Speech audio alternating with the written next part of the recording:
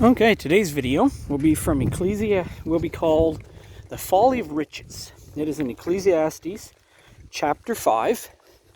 I'll be reading verse 10 to 20, which is end of that chapter. It starts as soon as there. Okay, verse 10. He that loveth silver shall not be satisfied with silver, nor he that loveth abundance with increase. This is also vanity. When goods increase, they increase that eat them, and what good is there to the owners thereof, saving the beholding of them with their eyes. The sleep of a laboring man is sweet, whether he eat little or much, but the abundance of the rich will suffer him to sleep. There is a sore evil, which I have seen under the sun, namely riches kept for the owners thereof to their hurt. But those riches perish by evil travail. He begetteth a son, and there is nothing in his hand. And he came forth of his mother's womb naked. Shall he return to go as he came? Shall take nothing of his labor, which he may carry away in his hand. This also is a sore evil, that in all points as he came, so shall he go. And what profit hath he that has labored for the wind? All his days also he eateth in darkness, and he hath much sorrow and wrath with his sickness. So, what that is telling you is the folly of riches, as I said the video title is, and that's chasing the world and what the world has to offer, okay? So, the folly of it is, as it says there, you will never be satisfied, okay? It doesn't matter what you accomplish in this life. If it's not for God and His kingdom, you'll never be satisfied. You will always be pushing to the next level. You'll always be pushing.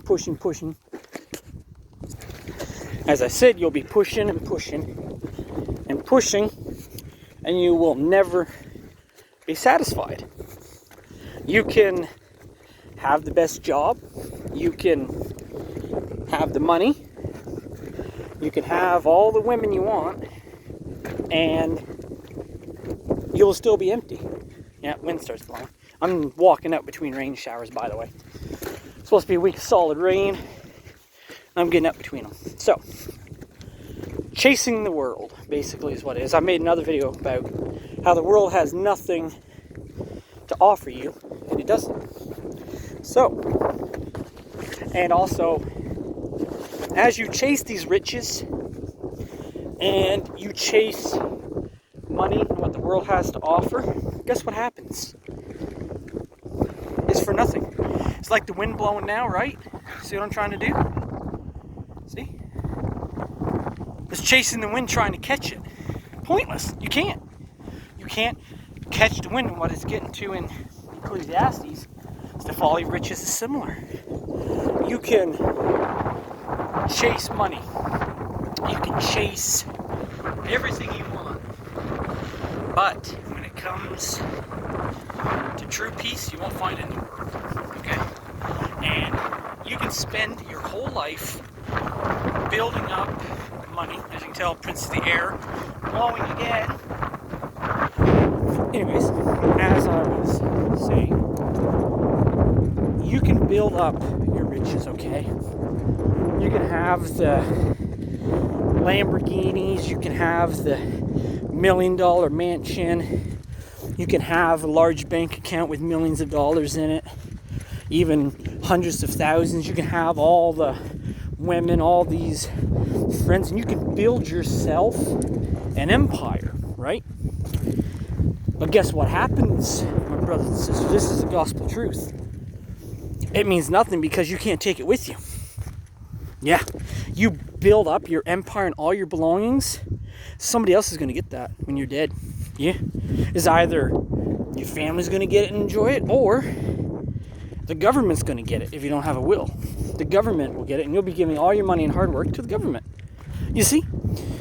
That's what it is. That's why God says, don't let yourself become obsessed with belongings, with getting money, and the next thing, having these things isn't wrong.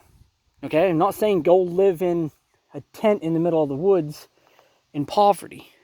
Me, I would go live in a tent in the middle of the woods just because I love camping, and it's something I would do, and I'd love to live in one. You're freaking right. No government, nothing out in the woods. Yeah, I would love it, but that's just me. People would say I'm an oddball for that, but man, whatever. I guess I'm odd. Odd for God. Ha! See that? That's a rhyme. You can feel free to copy that down. Odd for God. That may be a new slogan. Get that made on a t-shirt or something. Anyways, as I was saying, you can build up an empire. And while having money and belongings isn't inherently evil, if you make that your sole focus, you're never going to be satisfied. You're never going to have enough. You're always going to want more. And that's why he says it's folly and chasing the wind. It's like trying, like I showed you, trying to catch the wind. It's like following it. The wind blows and blows and blows, and you're never going to know where it comes from or where it ends. And you can't catch it. And if you chase worldly riches, that's the exact same thing. You're just chasing a pointless sense of thing. And it's like catching wind. Even Solomon said that in Proverbs. He said, what point is it? He said, I have all these riches. And he said it was like chasing the wind. He even said that in Proverbs. And it's mentioned in other places. And basically, you'll never have the satisfaction unless you're submitted to God. See, when you follow God, as I said in another video, you may not be rich. You may not have thousands of dollars. You may not even have, a nice car. But you will have peace. You'll have purpose. And you will have a God that will provide for you no matter what. So no matter what you go through, you will always have enough to get by. But if you let your obsession become money and what the world has to offer, you'll chase it your entire life, and then you'll look back and realize, I have no kids. I have no family. I have no church community. I have nothing. What do I have? An empire. Yeah, you may have millions of dollars, but what's it for? Who do you have to share it with? Nobody. There are people that chase money, and in the end of the day, at the end of it all, guess what? You're going to die alone. Because guess what? Nobody cares. If you spend your whole life chasing money and stuff, you're going to die in your bed alone, looking back, and you're going to have nothing but regrets. You're going to say, I wish I had a family. I wish I'd married. I wish I'd done this. And it's going to be too late. And when you die, all your stuff is going to go to somebody else, and you're going to stand before God, who you rejected your entire life, did not believe in him and did not serve him. And then you will have to stand before him in judgment and say why you chose riches and didn't choose to believe in him, to be saved and to be born again and serve his kingdom. And see, for many years I was a prodigal. I was in the world. I seen what the world had to offer. And once I repledged myself to God and became, I believe, truly born again in that moment, I don't care what this world has to offer. There's nothing in it. I enjoy it. Am I rich? No. Am I going to be rich? No, that's not my plan. I don't plan on being rich. Why would I build up vast amounts of money to have somebody else freaking enjoy it while I'm dead? No. I serve God. I advance his kingdom. I have a purpose. And my purpose is all my heavenly riches that I'm storing up in heaven. Where it says thieves cannot steal, rust cannot destroy them, and neither can moths eat them. Yeah, my riches are in heaven. That's what I'm gathering up for. That's my future investment. I was adopted into God's family through Jesus Christ, and I get a share of his inheritance. I get a kingdom up there. I get a mansion. Now, if there's a mansion, I'm all for that. And I get to be there ultimately, though. That's not the whole reason why I follow God. I follow him because he saved me. He saved me from a dark, miserable life and existence that I was not satisfied in living.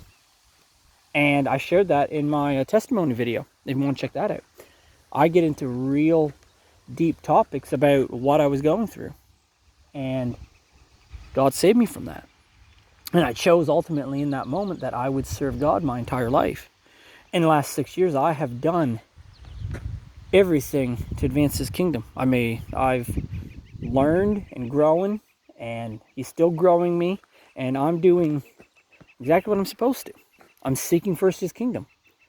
I've sacrificed a lot of stuff. I could be, I could be rich by now if I wanted. If I'd have focused on the world, I could have had a really good gaming career. Could have been a professional gamer.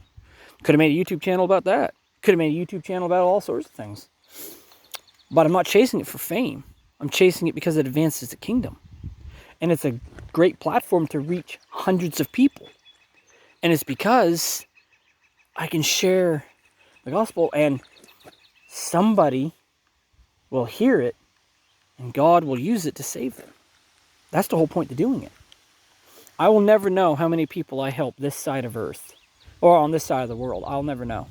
But in heaven one day, I'll know. And if there's even one person there, and I mean this, if there's even one person there because of me sharing the gospel with them, then I'll consider my life well lived.